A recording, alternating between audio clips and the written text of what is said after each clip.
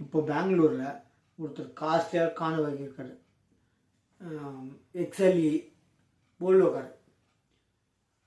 அவன் அட்வர்டைஸ்மெண்ட் கொடுத்தான். எங்கள் கார் கம்பெனிக்காரன் அட்வர்டைஸ்மெண்ட் இது கண்டெய்னரே கார் மேலே விடுனாலும் எதுவும் ஆகாது அப்படின்னு சொல்லி அட்வர்டைஸ்மெண்ட் கொடுக்குறான். ஆனால் டைம் எப்படி இருக்குன்னு தெரியாது. ஆக்சிடென்ட் படுத்தா பந்தோபஸ்து காரு நேராக போயிடுச்சிங்கன்னா சேஃப்டியாக இருக்கும் அப்படின்னு விலை உயர்ந்த காருக்கு சொல்லலாம்.